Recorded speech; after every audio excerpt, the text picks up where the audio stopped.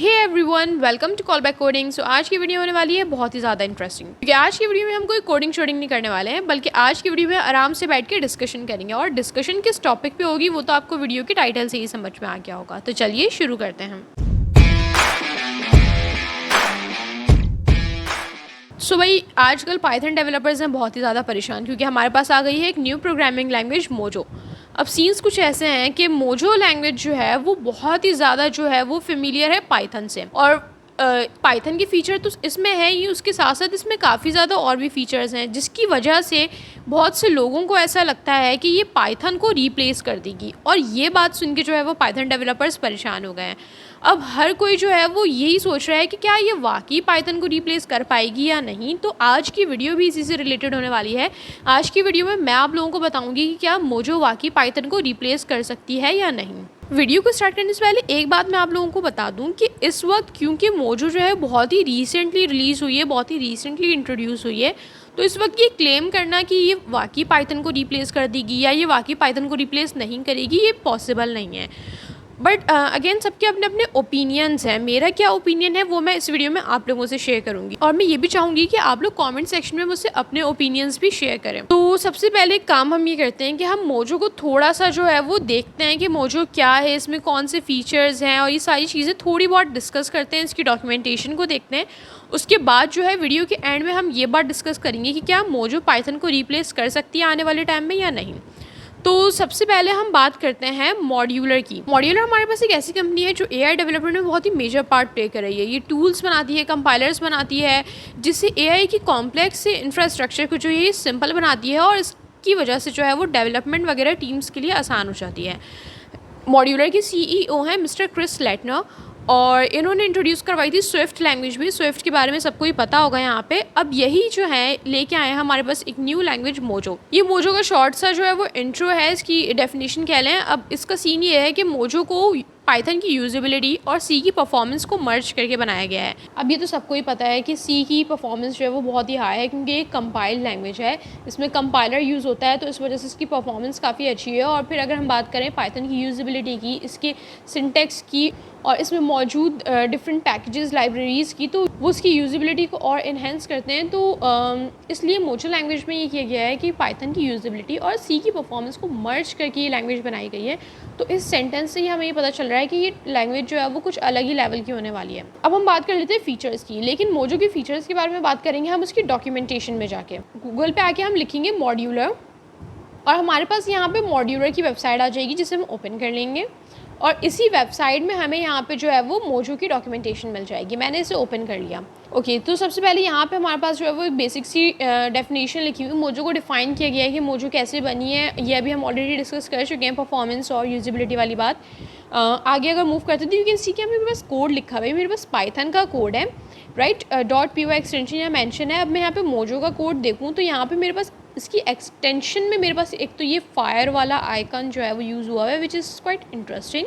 और इसी के साथ साथ अगर हम ये पार्ट देखें कोड का, हमारे पास पाइथन और इसमें बिल्कुल सेम है ये कोड। इसका मतलब ये है कि पाइथन के सिंटेक्स को जो है वो एज इट इज़ जो है यहाँ पे फॉलो किया गया है। अब हम बात कर लेते हैं फीचर्स की। सबसे पहले हमारे पास आ जाता है यूजेबिलिटी एंड प्रोग्रामेबिलिटी। जैसे कि अभी हमने बात की कि यहाँ पे पाइथन की यूजेबिलिटी को यूज़ किया गया है, इसकी प्रोग्रामेबिलिटी को यूज़ किया गया है। पाइथन में जिस तरीके से हम कोड लिखते हैं उसका जो सिंटेक्स होता है, सारी चीज़ों को जो है यहाँ पे फॉलो किया गया है। और अच्छा, हो सकता है किसी के दिमाग में क्वेश्चन है कि पाइथन को ही क्यों फॉलो किया गया है, तो इसका आंसर हमें आगे मिलेगा। बट ये हम यहाँ पे देख के अंदाज़ा लगा सकते हैं कि यहाँ पे हर चीज़ जो है वो बिल्कुल पाइथन वाली वाइब दे रही है। अच्छा, अब अगर बात करें परफॉर्मेंस की, तो परफॉर्मेंस की बात हम ऑलरेडी कर चुके हैं। यहाँ पे पाइथन की परफॉर्मेंस को यूज़ नहीं किया गया, यहाँ पे सी लैंग्वेज की परफॉर्मेंस को यूज़ किया गया है, ताकि जो है परफॉर्मेंस काफ़ी हाई हो। यहाँ पे हमें बताया गया है कि यहाँ पे एक फ़ीचर इन्होंने यूज़ किया है, पैरेललाइजेशन। यू कैन सी है कि इन्होंने अच्छा हर जगह जो है वो पाइथन से ही कंपेयर किया हुआ है हर चीज़ को। पाइथन में सिंगल थ्रेडेड एग्जीक्यूशन होती थी, एक एक करके। यहाँ पे पैरेलल प्रोसेसिंग को इंट्रोड्यूस करवाया गया है, और यकीनन ये परफॉर्मेंस के लिए किया गया है, ताकि इससे परफॉर्मेंस अच्छी हो, स्पीड तेज़ हो।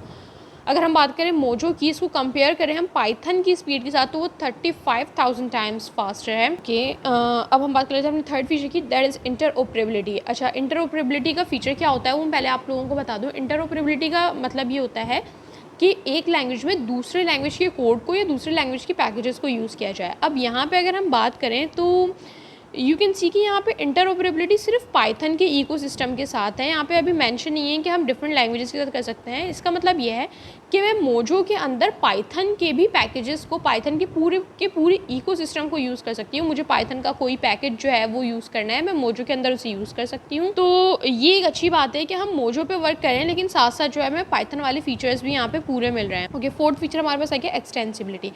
हमारे पास दो टाइप्स की लैंग्वेजेस होती हैं, एक होती है एक्सटेंसिबल लैंग्वेज, एक होती है non extensible language. Extensible language वो होती है जिसमें हमारे पास अगर हमें कोई न्यू चीज़ ऐड करनी होती है तो उसकी जो कोर कोडिंग होती है, जो कोर प्रोग्रामिंग उसमें हुई हुई होती है, हमें उसे चेंज करने की ज़रूरत नहीं पड़ती है। हम ईजिली कुछ नया पार्ट जो है वो उसमें ऐड कर सकते हैं। जबकि अगर हम बात करें नॉन एक्सटेंसिबल लैंग्वेज की, तो नॉन एक्सटेंसिबल लैंग्वेज में हमारे पास क्या होता है कि उसमें हमें कोर कोडिंग में उसकी चेंजेस करनी पड़ती हैं, जिसकी वजह से वो हमारे पास बहुत कॉम्प्लेक्स हो जाता है वो काम। मोजो का ये सीन है कि मोजो जो है वो एक्सटेंसिबिलिटी का फीचर देती है कि एक्सटेंसिबल लैंग्वेज है, हम ईजिली जो है वो चीज़ें ऐड कर सकते हैं और उसकी जो भी कोर प्रोग्रामिंग उसमें हुई हुई है वो अफेक्ट भी नहीं होगी उससे। अच्छा, अब हमारे पास यहाँ पे आ गया गेट स्टार्टेड। तो एक काम ये करता हूँ, ऊपर आता हूँ और इसकी डॉक्यूमेंटेशन को यहाँ से आके ओपन कर लेते हैं। ओके, तो ये हमारे पास आ गई मोजो की डॉक्यूमेंटेशन। यहाँ पे एक बात मैं बता दूँ कि इसकी जो डॉक्यूमेंटेशन है वो इतनी ज़्यादा डिफिकल्ट नहीं है, इसलिए अगर आप लोग खुद भी इसे पढ़ना चाहें तो काफ़ी सारी चीज़ें ऐसी हैं जो आपको ईजिली जो है वो उसमें से समझ आ जाएगी। यहाँ पे कुछ इंपॉर्टेंट पॉइंट्स को मैंने हाईलाइट किया है, क्योंकि ऑब्वियसली हम सारी चीज़ें तो नहीं डिस्कस करने वाले हैं आज की वीडियो में, बस हम वो पॉइंट्स डिस्कस करने वाले हैं जिसके थ्रू हम इसको पाइथन से कंपेयर कर सकें और ये अंदाज़ा लगा सकें कि क्या ये वाकई रिप्लेस कर सकता है पाइथन को या नहीं। तो सबसे पहले बात ये हो रही है कि इनका मिशन ये नहीं था कि एक बिल्कुल न्यू लैंग्वेज आ जाए, एक अलग सिंटेक्स के साथ उसकी एक अलग कम्युनिटी बने। इनका मेन मकसद ये था कि परफॉर्मेंस को अच्छा किया जाए, कंपाइलर वगैरह पे वर्किंग की जाए और इसका सिंटेक्स वगैरह सेम रहे। इसीलिए यही रीज़न है कि उन्होंने पाइथन की सिंटेक्स को ही रखा है, ताकि पाइथन की कम्युनिटी को जो है वो डायरेक्टली यहाँ पे अपने पास ला सकें। ये जो हम ऑलरेडी डिस्कस कर चुके हैं इंटरऑपरेबिलिटी वाली बात, ये तो वही चीज़ यहाँ पे लिखी हुई है। अच्छा, अगर हम नीचे देखें तो we are not really starting from scratch conceptually. Basically इससे हमें ये पता चल रहा है कि वो बिल्कुल स्क्रैच से उन्होंने काम शुरू नहीं किया है। काफ़ी सारी चीज़ें वही हैं, बस इन्होंने जो है वो परफॉर्मेंस पे ज़्यादा वर्क किया है। इसको हम सुपर सेट ऑफ पाइथन भी कहते हैं। If you're a Python programmer we hope that Mojo is immediately familiar. ऐसा नहीं है कि सिर्फ पाइथन ही एक ईजी लैंग्वेज है, और भी कुछ लैंग्वेजेस हैं जो बहुत ईजी लगती हैं हमें, वो उन लैंग्वेजेस को भी यहाँ पे लिया जा सकता था, राइट। लेकिन पाइथन को ही क्यों लिया गया, और पूरी डॉक्यूमेंटेशन में भी आप देखेंगे पाइथन से ही कंपैरिजन किया हुआ है। तो ये इसलिए किया है। वैसे तो यहाँ पे जो इन्होंने मेंशन किया कि वाई वी चूज पाइथन, इसमें इन्होंने बस ये लिखा है कि ईजी टू लर्न है, उसकी कम्युनिटी अच्छी है, उसमें पैकेजेस बहुत हैं। बट मुझे पर्सनली ऐसा लगता है कि पाइथन का ये सीन है, क्योंकि एक एआई डेवलपमेंट के लिए लैंग्वेज चाहिए थी इन्हें, तो पाइथन जो है वो इस स्पेसिफिक फील्ड में, मशीन लर्निंग में, एआई में पाइथन बहुत वाइडली यूज़ हो रही है, तो इसलिए उन्होंने पाइथन को ही टारगेट किया है। अच्छा, यहाँ पे अगर हम बात करें कंपैटिबिलिटी पाइथन के साथ इसकी, अभी हमने थोड़ी देर पहले एक चीज़ डिस्कस की थी इंटरऑपरेबिलिटी, जिसमें हमने ये देखा था कि पाइथन के डिफरेंट पैकेजेस को हम अपने पास यूज़ कर सकते हैं। उसी से रिलेटेड यहाँ पे एक बात लिखी हुई है, अगर हम बात करें इम्पोर्ट एग्जिस्टिंग पाइथन मॉड्यूल्स और उसको मोजो में हम यूज़ करें, मतलब हमारे पास कोई लाइब्रेरी है, कोई पैकेज है, अगर मुझे उसको इंपोर्ट करना है मोजो में, तो mojo is 100% compatible, right. Mojo में ये काम बहुत ईजिली हो सकता है। जबकि अगर हम बात करें migrate any Python code to Mojo, कोई मैंने कोड लिखा हुआ है पाइथन में, ऑलरेडी मैंने काम किया हुआ है, मैंने अपने सिस्टम बनाया हुआ है और अब मैं मोजो पे शिफ्ट करना चाह रही हूँ, तो मैं चाह रही हूँ वो कोड को जो है मैं पाइथन वाले कोड को मोजो पे ले आऊँ। बट मैं ये नहीं चाह रही कि मैं फ्रॉम स्क्रैच कोडिंग करूँ मोजो पे आके, तो उस कोड को माइग्रेट कराएंगे अगर हम पाइथन से मोजो में, तो उसका सीन ये है कि it's not fully compatible yet.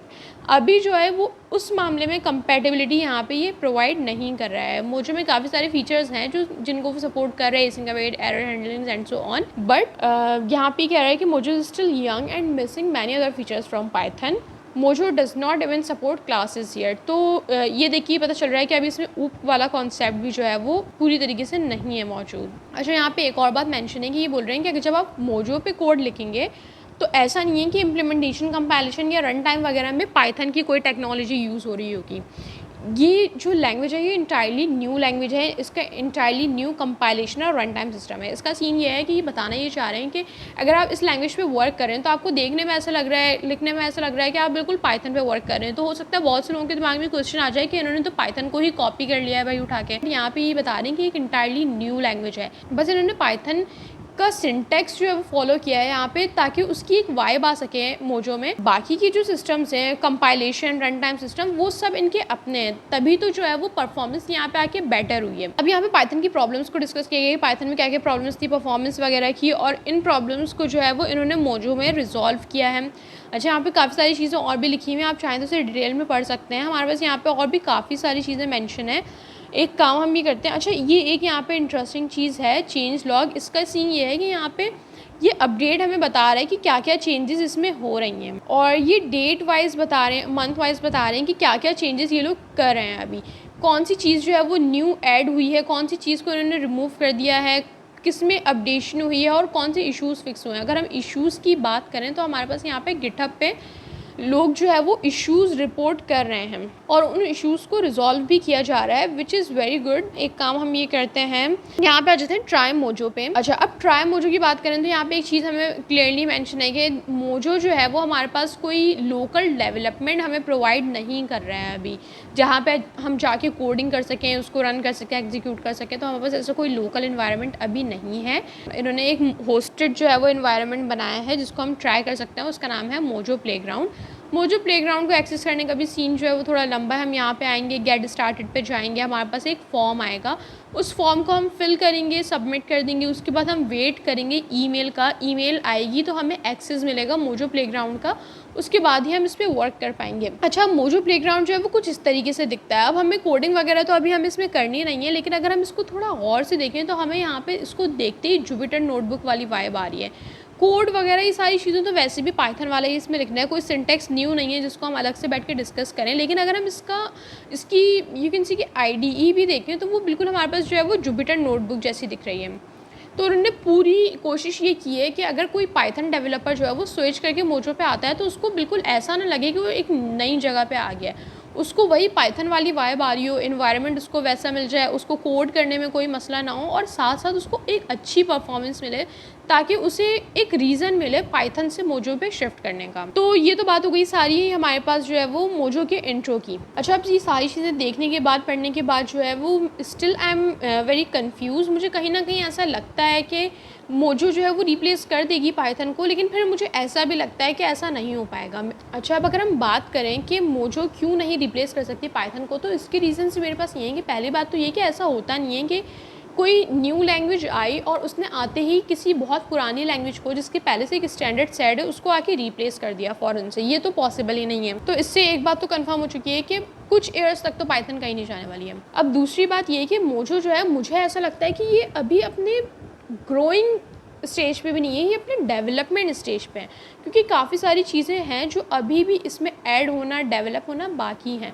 काफ़ी सारे फीचर्स ऐसे हैं जो अभी इसमें मौजूद नहीं है, कुछ हमने यहाँ पे डिस्कस भी किया, और हो सकता है कुछ और चीज़ें यहाँ पे मेंशन हो जो अभी हमने देखी भी नहीं है। तो काफ़ी सारी चीज़ें जो है वो अभी यहाँ पे मौजूद ही नहीं है, इसका कोई अपना लोकल इन्वायरमेंट ही नहीं है। तो ये कुछ रीज़न्स हैं जिसकी वजह से अभी तो लगता है कि अभी मोजो को बहुत टाइम लगेगा अपने लेवल को सेट करने में। लेकिन कहीं ना कहीं मुझे ऐसा फील होता है कि एक रीज़न ये हो सकता है कि मोजो जो है वो थोड़ा जल्दी ग्रो करे। अच्छा, जल्दी ग्रो करने का स्टिल ये मतलब नहीं है कि बस वो आ जाइए और कल जो है वो मोजो ने रिप्लेस कर दिया पाइथन को, ऐसा बिल्कुल नहीं होगा। ज़ाहिर से कुछ ईयर्स तो पक्का लगने वाले हैं, लेकिन जल्दी ग्रो करने का मतलब ये है कि हो सकता है कि मोजो जो है वो डिफरेंट ऑर्गेनाइजेशंस में, डिफरेंट कंपनीज़ में, बड़ी बड़ी कंपनीज़ में इंट्रोड्यूस हो जाए। तो इस सूरत में ये हो सकता है कि मोजो फिर जल्दी ग्रो कर सकती है, कि मार्केट में जब इसकी जॉब्स आ जाएंगी तो फिर लोग जो है वो इस पर शिफ्ट करेंगे, इसको सीखेंगे, और ज़ाहिर है जब हमें पाइथन से ज़्यादा बेटर लैंग्वेज एक मिल जाएगी तो फिर सबकी ज़्यादातर यही कोशिश होगी कि वो उस लैंग्वेज को जो है वो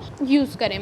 अच्छा, एक बहुत ही इंटरेस्टिंग बात जो मैंने यहाँ पे मेंशन नहीं की, अगर हम मॉड्यूलर की वेबसाइट पे जाएं वापस से, और यहाँ पे अगर हम कंपनी में आ जाएं, तो यहाँ पे एक बहुत ही इंटरेस्टिंग चीज़ है। यहाँ पे हमारे पास कुछ इन्वेस्टर्स मेंशन है, और यहाँ पे हम देख सकते हैं कि बड़े बड़े इन्वेस्टर्स के नेम है। यहाँ पे गूगल वेंचर्स भी जो है इनमें से एक है। ग्रेलॉक हमारे पास जो है वो सिलिकॉन वैली की एक वेंचर कंपनी है। मतलब काफ़ी अच्छे अच्छे इन्वेस्टर्स इनके पास हैं। तो बस ये देख के मुझे थोड़ा ऐसा फील हुआ। वैसे तो मुझे टोटली लग रहा था कि अभी तो कोई चांस नहीं है रिप्लेस करने का, बहुत ईयर्स तक ही नहीं है, बट फिर ये थोड़ी चीज़ें देख के मुझे ऐसा लगा कि हो सकता है कि मोजो जो है वो जब वो अपने डेवलपमेंट स्टेज से बाहर आए, सारी चीज़ें इसमें प्रॉपर तमीज़ की हो जाएँ, तो उसके बाद मुझे लगता है कि ऐसा हो सकता है कि ये बड़ी बड़ी कंपनीज़ में आके इंट्रोड्यूस हो जाए। जब वो वहाँ पे यूज़ होना स्टार्ट होगी तो फिर जो है वो इसके लिए कि प्लस पॉइंट हो सकता है कि फिर ये थोड़ा जल्दी ग्रो करेगी। तो अभी कुछ कह तो नहीं सकते, लेकिन कुछ ईयर्स तक तो ये बात कंफर्म है कि पाइथन डेवलपर्स जो हैं वो सुकून से अपना काम कर सकते हैं। और मुझे नहीं लगता कि इस वक्त कोई भी जो है वो मोजो पे शिफ्ट करेगा जब तक ये अपने डेवलपमेंट स्टेज से ही बाहर नहीं आ सकती। एनीवेज, तो ये तो मेरा ओपिनियन था, बट कुछ कह नहीं सकते कि क्या होने वाला है क्या नहीं होने वाला है, क्योंकि हमारी जो टेक्नो वर्ल्ड है इसमें कब कौन सा चेंज आ जाए हम कुछ प्रेडिक्ट नहीं कर सकते हैं। बट स्टिल मैं आप लोगों से ये चाहूँगी कि आप लोगों का क्या ओपिनियन है पाइथन को लेके, मोजो को लेके, वो मुझसे कॉमेंट सेक्शन में शेयर करें। और मुझे ये भी लाजमी बताएं कि और कौन से ऐसे टॉपिक्स हैं जिस पे आप ऐसी एक इंफॉर्मेटिव वीडियो चाहते हैं, तो फिर वो भी मैं इंशाल्लाह बहुत जल्द बनाऊंगी। Okay guys, so that was it for the video. If you guys have any query, ask me in the comment section, and don't forget to like, share and subscribe to my channel Callback Coding. So see you in the next video. Thank you.